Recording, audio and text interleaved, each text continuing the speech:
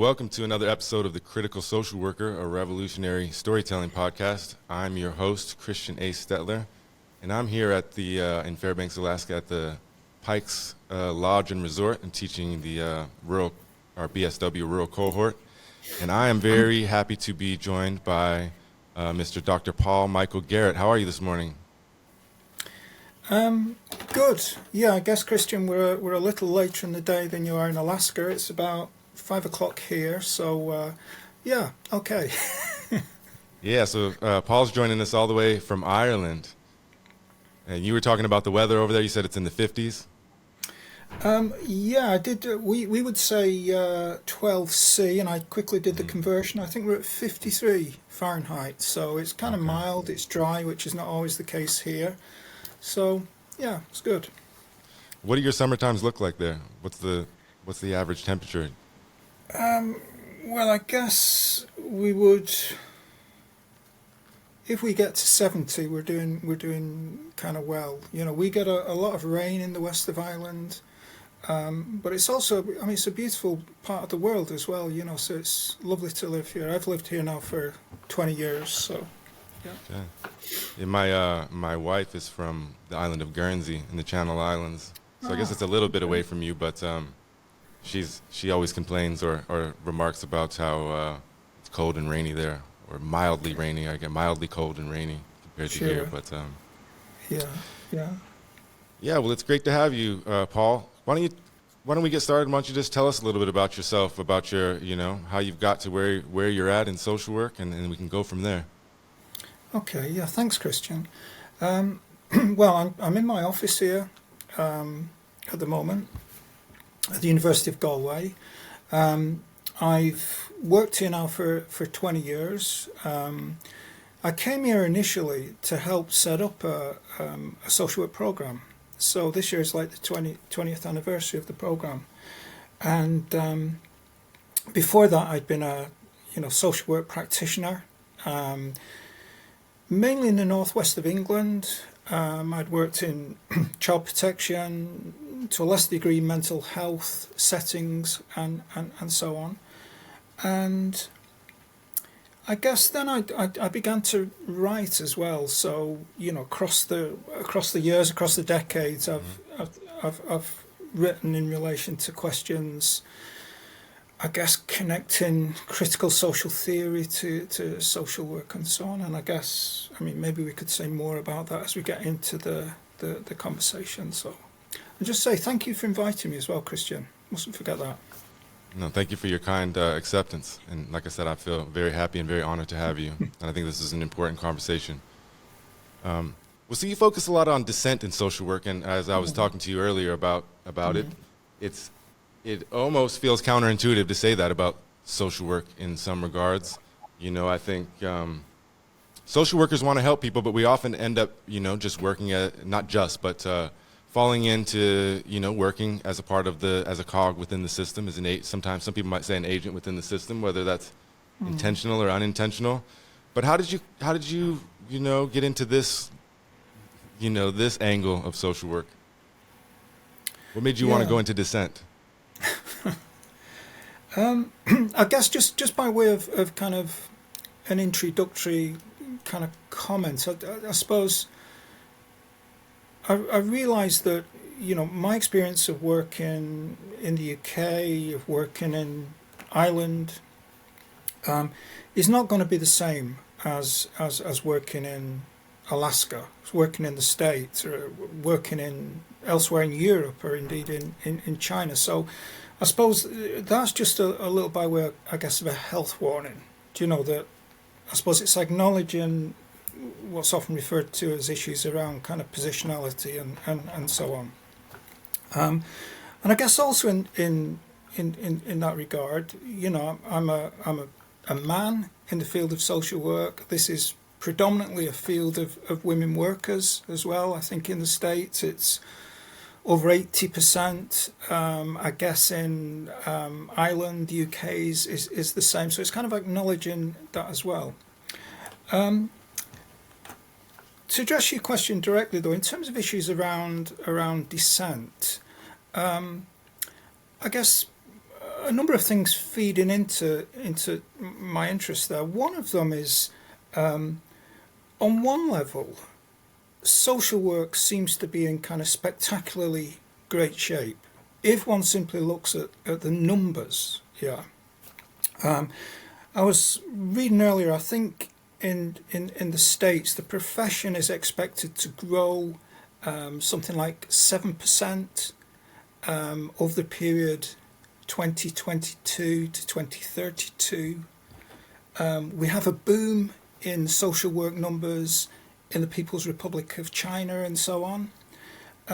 So on one level, I suppose there's a risk of kind of complacency in terms of if one just looks at the numbers. So the other kind of element which kind of led to my interest in questions of dissent is there are kind of debates around now, despite the increase in numbers, as to whether social work is a failure, whether the profession should be ended. And I guess a number of people are arguing that line, are suggesting not unreasonably, that social work is failing to live up to its ideals, to its values. If one looks at the International Federation of Social Work's definition of the profession, it highlights issues to do with human rights, social justice, human liberation. And I guess a number of the critics of social work, often within academic social work, are suggesting that, these words are not being kind of delivered on. And in that sense, I guess they would point to historical factors to do with issues around colonialization, to do with the treatment of indigenous peoples, and so on and so on. The fact that within the area of child protection, many maybe parents are fearful of the intervention of social workers, perhaps oftentimes because that form of intervention is kind of heavily kind of racialized, and so on. So there's a stack of arguments being deployed to suggest the profession should simply end or be abolished. And I suppose that led me to think more about questions of dissent, because I guess in part I'm accepting the critique that's been levelled of social work, but I'm also suggesting that the notion of ending the profession takes us into a cul-de-sac. I guess aside from anything else, the notion that social work would end is, it's kind of highly unlikely given the investments that states make in the profession. So that led me to kind of gravitate towards ideas of trying to think about how we may remake social work, how the profession might think about becoming more critical, becoming more dissenting, and so on. So in a fairly long-winded way, I guess, Christian, that's how I ended up at this notion of trying to encourage us dwelling on the idea of trying to shift the focus of the profession in perhaps a more dissenting way. Yeah, and there's a lot to unpack there. When you talk about the being in a cul-de-sac, thinking about the end of social work, how do you imagine it when you think about what social work could be, or maybe even what it should be? How do you see that?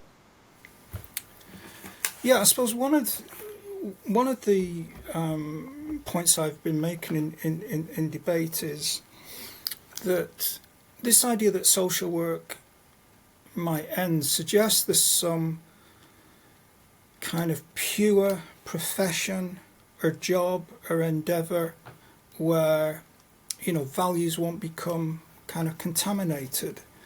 And I find that line of argument unconvincing, because I think all professions, given where we find ourselves at the moment, are kind of saturated in kind of neoliberal, if I can use that word, neoliberal ways of doing stuff and so on. So, as I say, I think the challenge is more to be thinking about how can we reconfigure, remake the profession.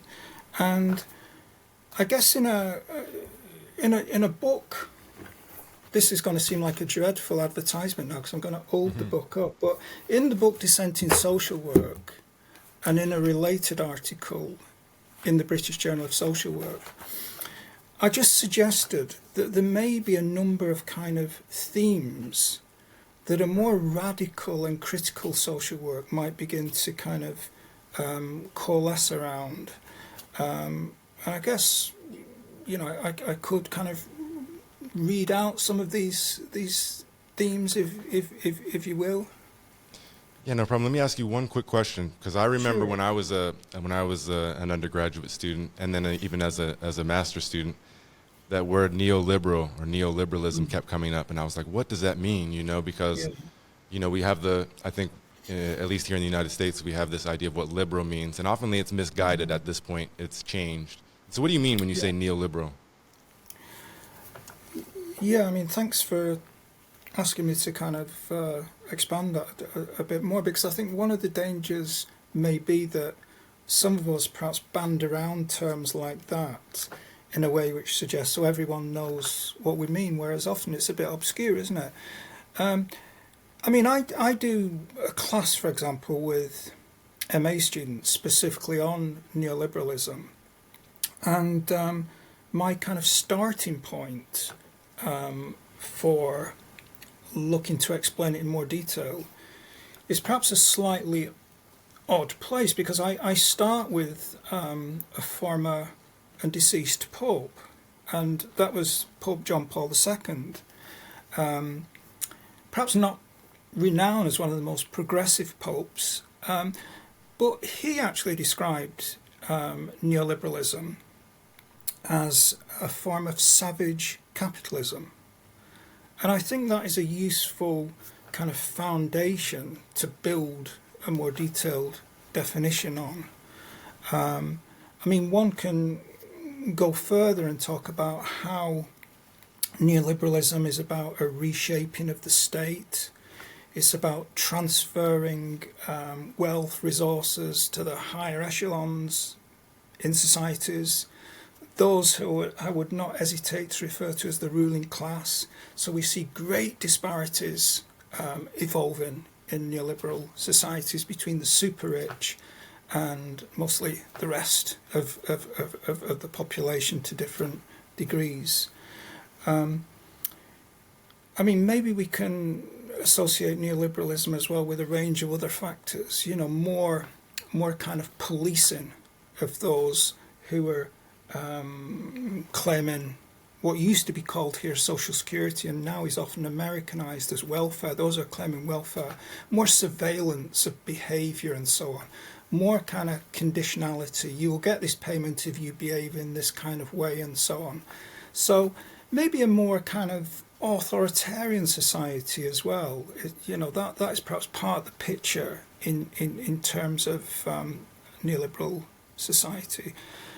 And I guess on that point as well, just to tag on, if I may, I think there's a number of writers who've suggested one of the often unexplored facets of neoliberalism, of this type of savage capitalism, is a tremendous increase in the number of people who are in prison. And again, this is often highly racialized, with a disproportionate number of kind of black and brown bodies behind bars. So again, I've kind of introduced quite a lot into that answer, haven't I? But I'm hoping I'm better explaining than I did when I simply threw out this word neoliberalism, Christian. Yeah, I think you did a great job at breaking it down and making it accessible for us. And it's one of those terms that there's no, perfect or easy way to, start discussing the subject. So I appreciate that. You said you wanted to read some excerpts from your book. Is that what you said? No, that suggests I'm going to read entire chapters. These are simply a number of points that I suggested we might want to think more about in terms of ideas around maybe dissent. And one of the things I was keen to kind of stress in the book was this doesn't amount to kind of a manifesto or a blueprint. It's to create a kind of different thinking space for those who are interested in trying to take social work in a more kind of progressive way. And again, in saying that, Christian, I'm conscious of the fact that there are even some problems in talking about social work, because there are many social works. The shape of social work is different in different countries, isn't it? But the type of issues I referred to here, I referred to dissenting social work is attuned to and seeks to eradicate the harms caused to humans, other species, and the planet by capitalism. And I guess one of the things at the heart of what I'm loosely calling dissenting social work is, a willingness to bring capitalism into the fore, to interrogate it and see how its ways of doing stuff might be kind of challenged. Now, that isn't an abstract consideration, because I guess neoliberal capitalism has kind of remade social work in a way which is has been disadvantageous for the users of services and indeed for many workers. I'm suggesting that dissenting social work could be enriched by feminist perspectives, relating back to the question I made, the point I made earlier about the profession being predominantly female, and the theorization of heteropatriarchy. Dissenting social work combats white supremacy and racism and is alert to the dangers of fascism. Maybe a few years ago, even mentioning fascism would have seemed kind of extraordinary, but we've seen the rise of, the alt-right, the new right, call them what we will, who do present a threat. And I think social work has to be kind of attuned to this development. I've also suggested another element is dissenting social work perhaps tries to decolonize social work knowledge and to learn from the perspectives derived from Africa, Asia, Latin America, and so on. Because I guess much of the way in which social work is apt to view the world is kind of very insular and kind of Eurocentric. And I suppose in making points like this, I'm not suggesting I'm the only one who's making such remarks, because there's lots of others are making kind of similar comments in relation to the insularity of social work. Dissenting social work recognises that social work's frequently been complicit in oppressive processes and nurtures a willingness to evolve forms of social work education and practices which challenges them. And I guess underpinning that is perhaps this idea that one finds in even the progressive literature of social work. Maybe that, social workers, social work educators are kind of the angels. They're always a benign and humane force. And if one looks at history, of course, that is far from the case, because, social workers colluded in apartheid South Africa and in other places of the world with fairly kind of pernicious regimes. And I go on, I say there's a number of points here, so I don't just want to take up the airtime by kind of talking my way through all of them, perhaps. Yeah, no worries, and they're great points. One of the ones I wanted to return to, and you have another article that says when we talk about decolonizing social work, what do we mean by that? Something like that. Do you mind answering that question? Yeah, I mean, in this forms, I guess, a chapter in the book Social Work and Common Sense, and there's a similar piece in the British Journal of Social Work.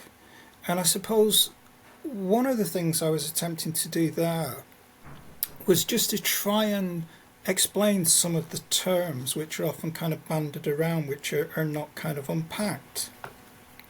So, I look at the old notion of kind of decolonization and decolonizing the university. And I guess my starting point for that investigation was a mix of things.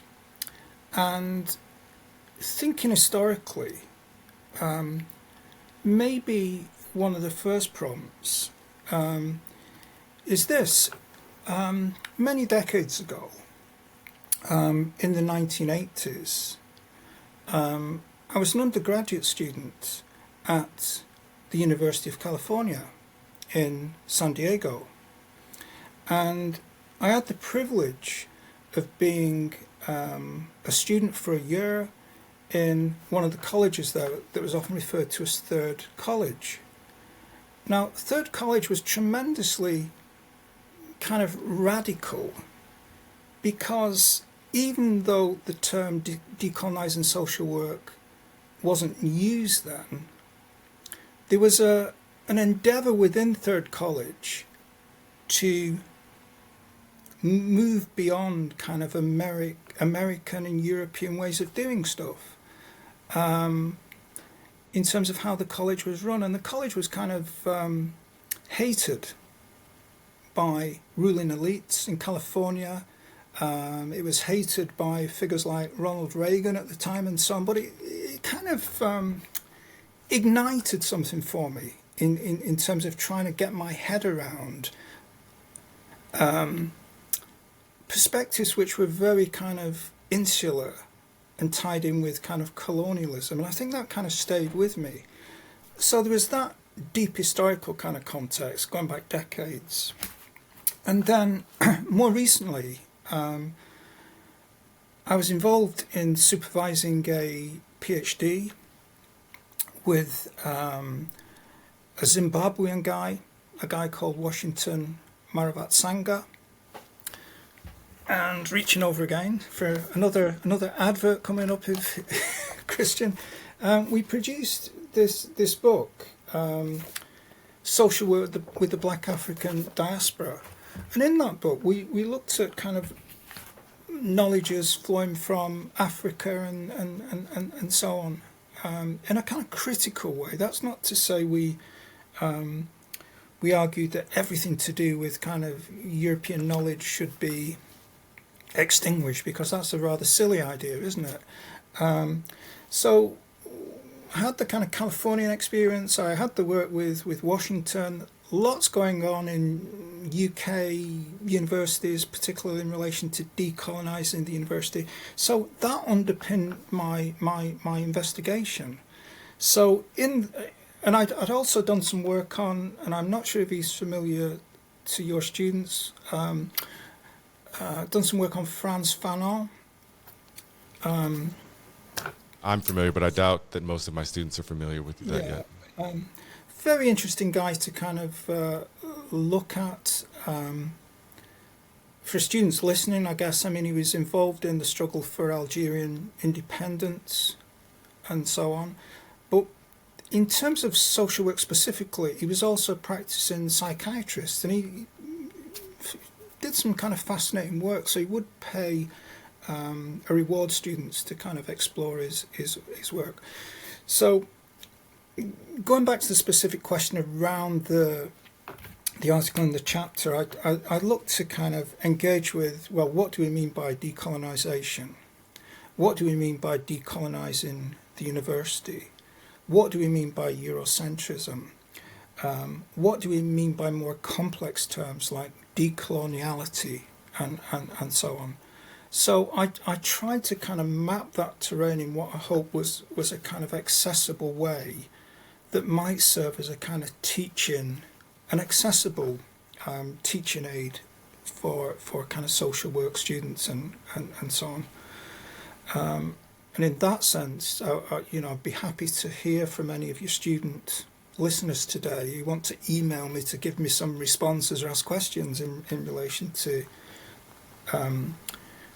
well, the article is in the British Journal of Social Work. It's available online and it's open access. It's not behind a firewall or anything, or a paywall, I should say.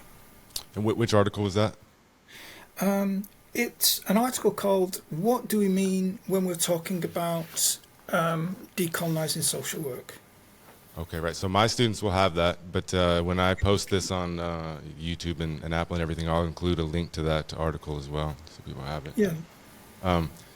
And for those of you that are in the audience, if anybody wants to request a call in now, or now towards the end would be a good time if you have something you want to say or ask.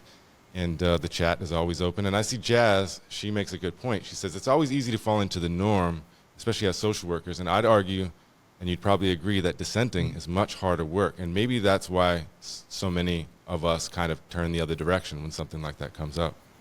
What do you think about that? No, did you say Jazz? Jazz is her name, yeah. Jazz, yeah. No, thanks for that, Jazz. I mean, that's absolutely spot on. And I guess, you know, there's lots of things which kind of pull us in the direction of compliance as opposed to dissent. So, for example, if you're a practicing social worker,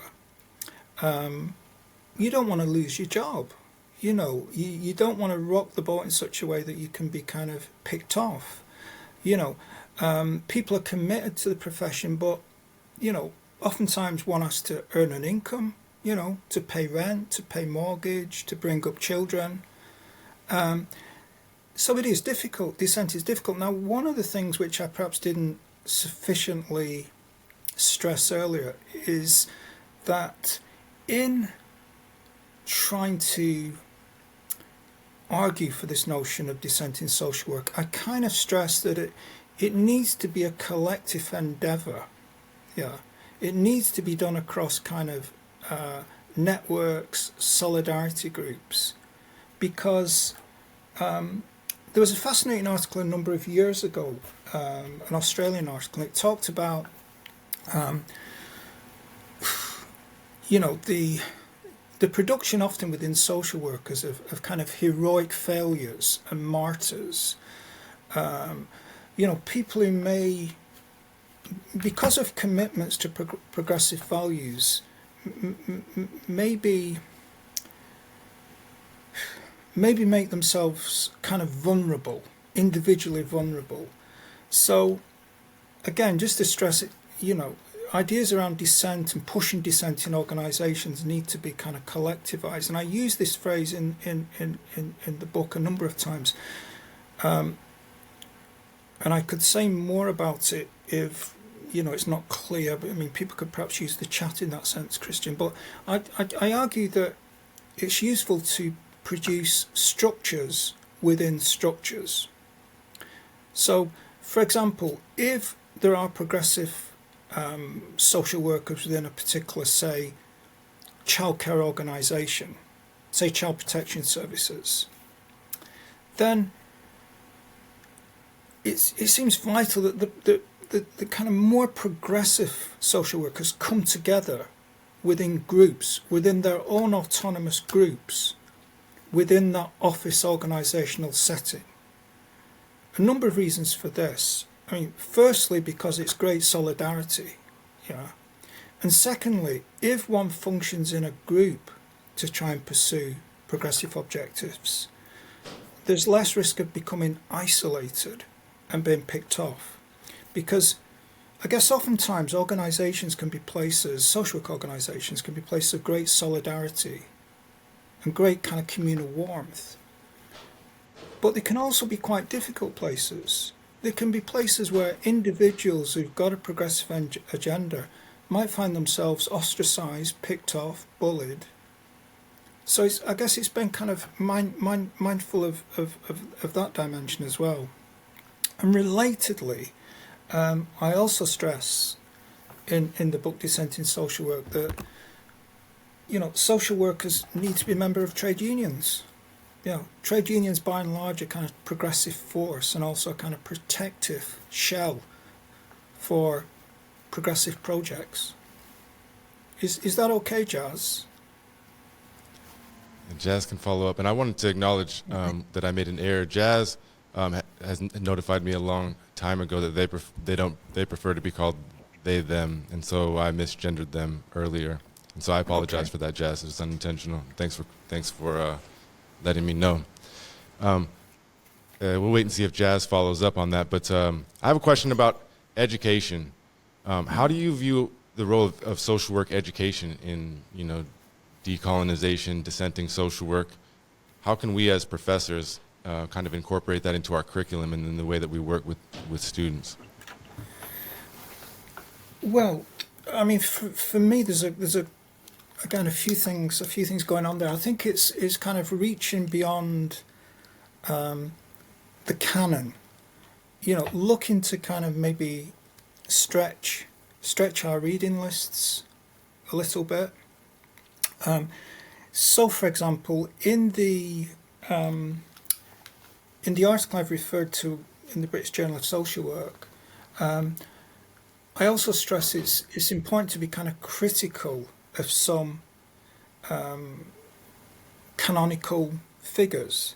So, for example, and I'm not sure how familiar some of these people will be to the class, but I suggest that some of the work of Foucault, for example, Zygmunt Bauman, Agamben, can be criticised for being somewhat kind of insular in terms of a very Eurocentric kind of perspective that they evolve. That said, I think it's kind of vital to hold on to the kind of the best aspects of the European critical tradition. So, for example, throughout the stuff I've done across the years, I've drawn the Marxist kind of tradition, which I think again is tremendously kind of valuable. So I think there's that going on, Christian, kind of curriculum-wise. I think there's also something going on in relation to kind of what may go on in the social work classroom as well. I think perhaps people like myself as educators need to be more attuned and to listen more to classrooms which are increasingly kind of diverse. So what I mean by that is when I started here, as I say, 20 years ago, the students on the course were essentially kind of white Irish young people in their 20s. The student composition of the programme now, however, is tremendously different. I would say maybe a fifth of people on the course, reflecting the changing makeup of Ireland, demographic makeup of Ireland, are of African heritage. And they will bring with them lived experience of circumstances which are entirely alien to someone like myself, both in terms of culture, but in relation to, say, how the state has related to them. So, for example, a number of students will have been subject to immigration policing. A number of students would have arrived here as migrants in Ireland and would have spent time in what we call direct provision here, which is like hostel or hotel accommodation, where they have to reside while a decision has been made on their status. So I guess it's looking to learn also from students that, the learning is kind of complex, because the great dangers in perceiving things as the educators are there to kind of simply educate the students. I think some of what we do should be more attuned to kind of listening to what's going on in terms of the experience of students. And just to finish on that point, a number of the students as well would have, I mentioned perhaps in a somewhat abstract sense, the whole topic of neoliberalism earlier. Now, many of the students in the classroom would have been on the sharp end of neoliberal practices. They would have had landlords charging kind of crazy amounts of money for poor property. They would have worked part-time maybe in bars and so on precarious contracts.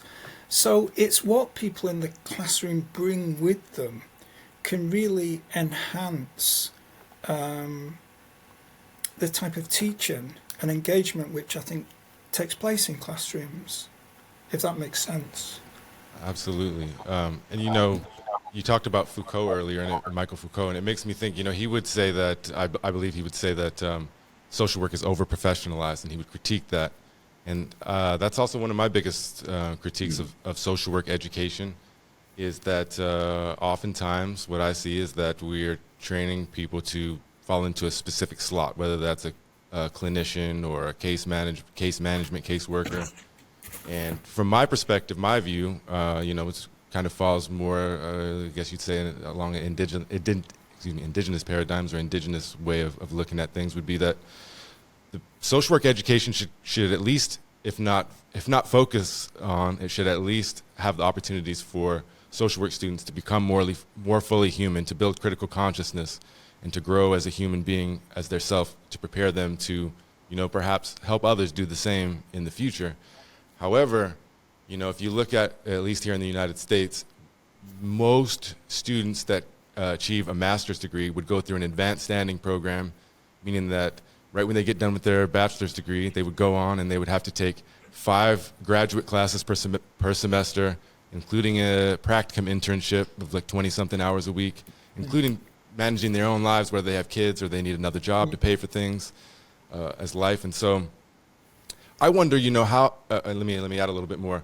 Also, moving post-pandemic, many social work programs are going to be online, asynchronous. They're not going to have a lot of interaction, meaning, as you said, it's hard to have the opportunity to listen to these diverse, multicultural students if you never see them, if everything is asynchronous and done somewhere else, and there's a disconnect there. And so oftentimes I don't see the opportunity for that to take place.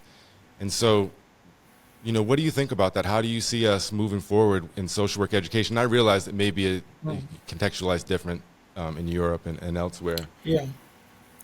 No, I mean, it's an enormous kind of question, isn't it? And I mean, it's also the right question to ask. I mean, I think compared to the US, maybe social work in places like Ireland is less kind of clinically kind of focus, and we are able at the level of kind of teaching on programs to introduce kind of critical social theory and so on. However, at the same time, what I'm kind of conscious of is, well,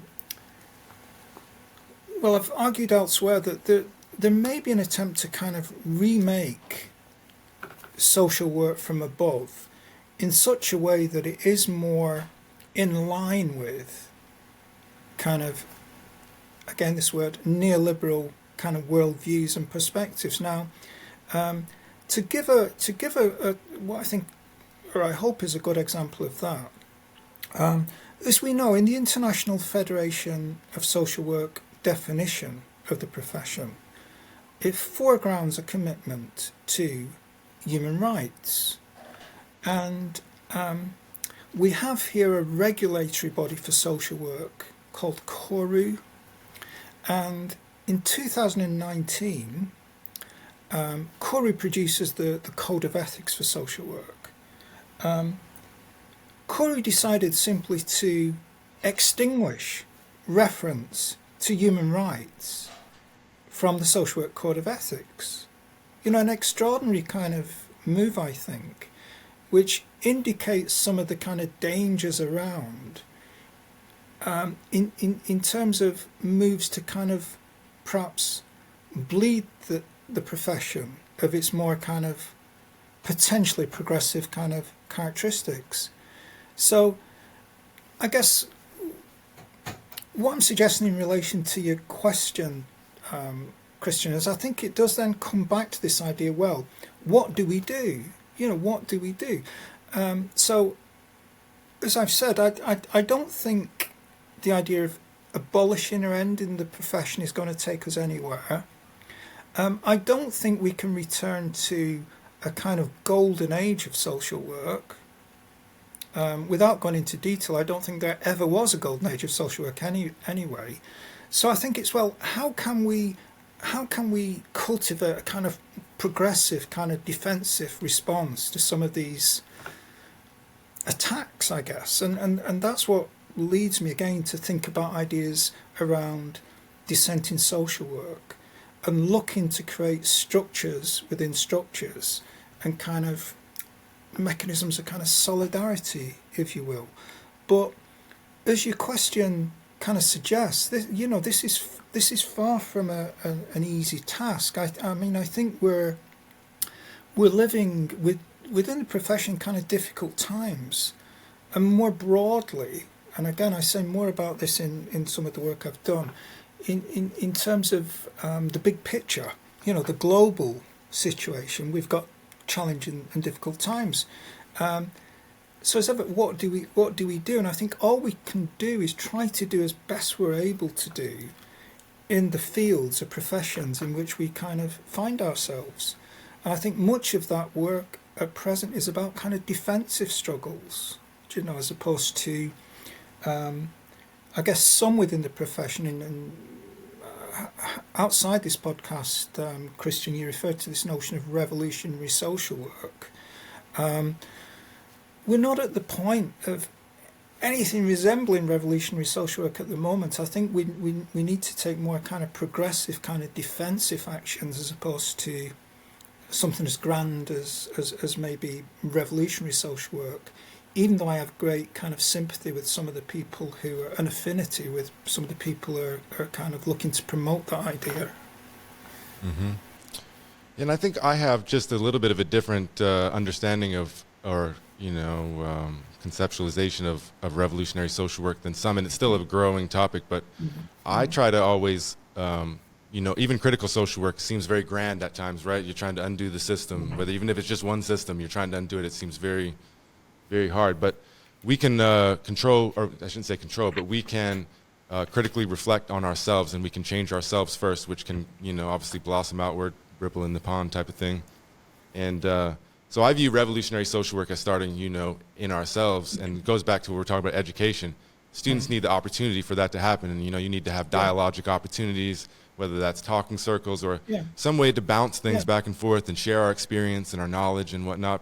Because oftentimes, right, student in maybe a typical or we would say a normal social work classroom, the teacher might come deliver the information, give it to them, give them a quiz or whatever, or it might be completely online and asynchronous, and they go through a module and maybe they're quizzed on it or they have to write a paper. But there's very little opportunity, for that dialogic interaction for us to grow together. And well, I agree with that entirely, and I guess one of the, from what you say, one of the luxuries that I can avail of is that there's very little post-COVID done which has remained online. So most, if not all, of the teaching is done in person, and I have the luxury again of being able to work with kind of relatively small numbers of students. So, for example, the MA program, the maximum number is 25 per cohort here. We have a very small staff group as well. That's another thing. So, because there are kind of small numbers, we tend to have these very lengthy sessions which last maybe 3 hours. However, much of that is kind of conversational, and I think on account of that we can perhaps promote more critical kind of interactions. Now, just one kind of minor kind of point in that regard, which I think is kind of useful. I do some work around what we call, or what I called kind of welfare words. And what we attempt to do there is just hit the pause button, so to speak, in relation to words and phrases which are very common to social work, and try to unpack them and look at them in more detail in terms of, well, where do these words originate? Are these words being used to kind of advantage some at the expense of others and so on? So we would look at historical phrases like unmarried mothers. We would look at kind of contemporary phrases such as early intervention, or words such as resilience. And I think as a strategy, almost kind of putting social work talk or discourse into slow motion really, as the phrase suggests, slowing things down, perhaps enables us to kind of look at things much more critically and see how particular words, how they fit within the profession as a whole and fit within the kind of the bigger picture in terms of society and so on. But again, in saying that, I realise that not all educators, social work educators, would perhaps have the opportunity to do that, because there may be bigger classes where, you know, you simply can't nurture those kind of small group dialogues. And I think that this isn't a question, but I think that goes to the point that if we don't have that opportunity, then why don't we, and why are we not making those changes to ensure that we do have those opportunities? And some of it's not to discredit anything, because there's plenty of folks, plenty of professors and practitioners out there doing great work and whatnot. One of the other things that makes me think about is when we're thinking about anything related to dissent or critically reflecting on things and making changes, that social workers, just like social work students, are overworked oftentimes. They get out of university and they have student loans, and they're, I see advertisements for, you make $100,000 for LCSW, and then you click on, for a licensed clinical social worker, and then you click on the link and it says, it's basically working 80 hours a week, seeing 60 clients a week, and whatnot. And I feel like many social work, especially beginning social work practitioners, professionals, they're just burdened because they have student loans. They're trying to get out of that hole. No, I mean, that is such a, and again, I apologise for kind of neglecting that aspect. It's such an important and vital point, isn't it? That, maybe the reason why there's less maybe critical activism than there could be is that practitioners, students are kind of ground down by the work they do. There's these hard kind of material kind of considerations. One of the issues that's around, I think it's around in the States, it's certainly around in Ireland, is to whether students should get paid for placements, should get paid for internships. Because I think, again, when social work organisations are maybe, because of neoliberal financial considerations, not filling posts, say, carrying vacancies, are understaffed, social work students can easily find themselves having placements, not so much where they're having a learning opportunity, but where they're plugging gaps in organisations and actually working unpaid to do a social work job. So there are all those kind of factors feeding in there. And I think, perhaps that leads us to question the kind of economic system in which this is taking place. Who's benefiting from this? Because oftentimes, it's not social work, because it's not social work clients, it's not students. So perhaps we should be looking to create a different social and economic system which allows people to flourish, as opposed to kind of oppressing people. And I suppose just on that point, if I may just stretch it a little bit further, Christian, because it follows from the point you made, is there's certainly, I wouldn't be familiar with the literature in the States, but there's certainly literature from the UK that suggest minority ethnic newly qualified workers are kind of more subject to surveillance, are more subject to perhaps being kind of brought before kind of disciplinary panels and so on, which kind of points to the kind of racialized kind of social order as well, in which, you know, newly qualified social workers are kind of pitched within social work, which may connect in a broader in a broader sense to some of the points that Alan Detlef was making, you know, on one of your previous kind of podcasts in relation to issues of kind of race, exclusion, racism, and so on. Yeah, and I'm going to table Alan Detlef because I want to return to Jazz. Jazz had a comment earlier that they wrote that I want to return to, but there's another one here that I think is more in line with what we're talking about right now that I think we should touch on between Charlie and Jazz. Charlie says, something I've been thinking about a lot lately in relation to the over-professionalization of social work is the way that we still tend to label and diagnose problems. I think PTSD would be more appropriately titled as post-traumatic stress response. I think that calling out the struggles of that clients are facing as a result of colonization and capitalism is one of the ways we can shift toward addressing what the real issues are. Low-income families are low-valued families in the eyes of the government and other systems. Stuff like that. And then Jazz just added, yes, Charlie, I agree with you. As he is speaking on, the language that we use are so gendered as well. Moving away from some of these phrases and labels will help us flip the power dynamics at play in society.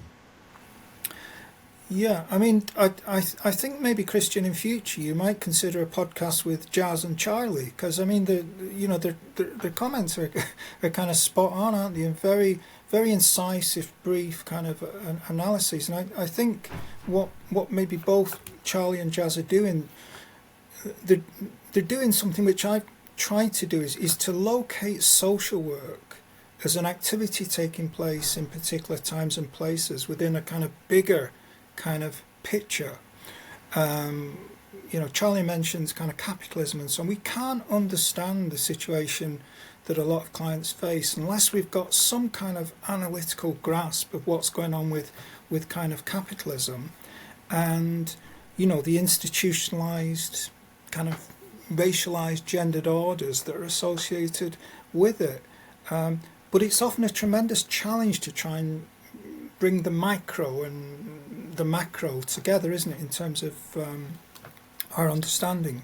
But I think social work, and this might be implicit in Charlie's comment, that social work is in big trouble if this big picture just falls away. Because the danger there, of course, and it may be prevalent even now, is we begin to blame victims.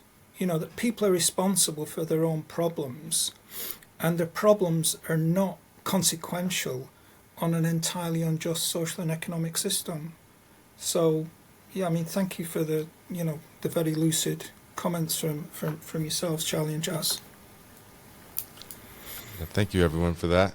And then I'm going to move back in the chat a little bit. Jazz asked a question about, they said, indigenous people have in their history people coming and taking away their children because it's happened before. How do you build up that trust again and try to help people? And I think that returns us to what you were saying. You brought up Alan Detlef, and he has a big, he's got a big push towards what he would say the abolition of family policing, and he has a great podcast too, the Upend podcast that they break down things like strategies, or I don't know if you want to say strategies, but ways that like child protection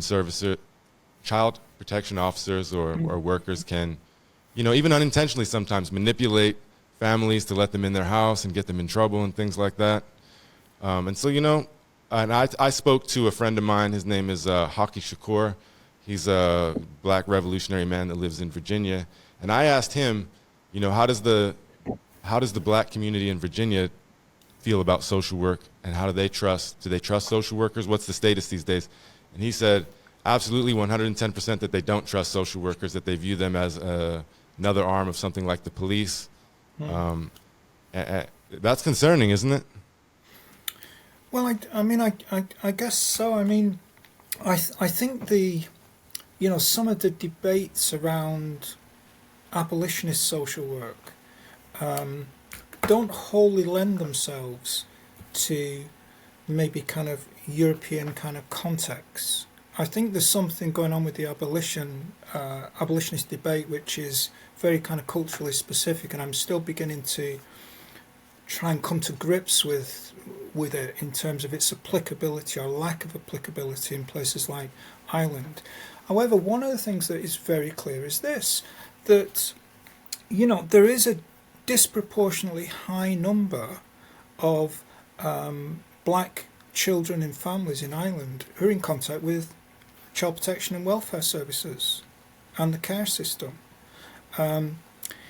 There's also a disproportionately high number of, and again, I'm not sure how familiar with, you know, listeners may be with this, but we have a minority ethnic population here of Irish travellers, you know, initially kind of perceived as nomadic peoples, yeah. Irish travellers, you know, disproportionately involved with child welfare, child protection services, disproportionately in prisons and so on. So even though the cultural context is very different, there are substantial connections between, you know, some of the analyses that's been developed in the States around abolition and perhaps issues in Ireland. And perhaps relatedly as well, and this reflects some of the work that I supervised for another student, it seems like, you know, there are a number of kind of settings which, if not prisons, they may be kind of homeless, accommodation for the homeless and so on, where the users of these homeless services are subject to kind of surveillance increasingly, which is almost kind of prison-like, you know, checking in, checking out, very stringent rules on what time they have to get up of a morning, go to bed at night, rules around whether guests can be admitted and so on and so on. So there's a lot of kind of quasi-prison-like residential facilities which kind of bother me, bother others, because it's in an Irish context as well. Some of these practices relate very much to the old mother and baby homes and Michael institutions in Ireland. So again, quite a mix of things going on, I guess, which we have to try and be attentive to. It's almost like, you know, Michael Foucault's idea of the panopticon now extends, you know, outside of the prison system and into every facet of our lives. And for those of you listening in that don't know and are unaware, your government is voting right now to allow surveillance of you without a warrant right as we speak. So I think many of us aren't aware of things like that. So if you're not, you should look into that because it should be concerning for you. Well, Paul, we're getting to the end of our time. I want to, you know, thank you from the bottom of my heart for, you know, not just talking to me, but loaning us your time, your wisdom, your expertise. I feel like it's been a very beneficial conversation. I hope that we could talk again. Before I let you go, I want to just give you the opportunity for any last words. I mean, simply this. I mean, thank you again for the invitation. I've really kind of enjoyed the conversation. I was a little nervous at the outset, given we was live and so on, but I've enjoyed the kind of interaction, and I've liked the fact that I've been able to kind of, even though I can't see people like Charlie and Jazz, I mean, it's been nice to kind of engage on that level. I suppose the only other thing I would say, Christian, should anyone want to email me, contact me outside of this conversation to follow up on any of the issues that I've raised, then, you know, please feel free to. I've also got the website Dissenting Social Work, which I think you may have posted already, Christian, where I have a number of kind of resources on there, suggestions in terms of additional reading and so on. So it's, you know, it's all out there if people want to follow up on it. So Other than that, again, just thanks a million for the invitation and the conversation. This episode was recorded live on Wednesday, April 17th, 2024. This episode featured Dr. Paul Michael Garrett, and it was hosted by Christian Ace Stettler.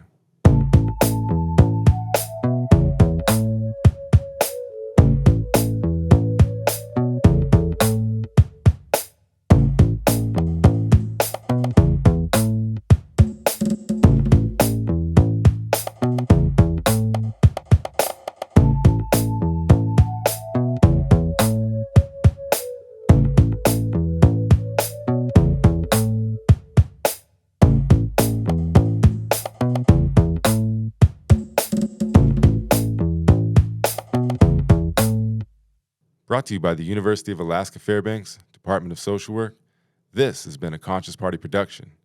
You've been listening to The Critical Social Worker, a revolutionary storytelling podcast.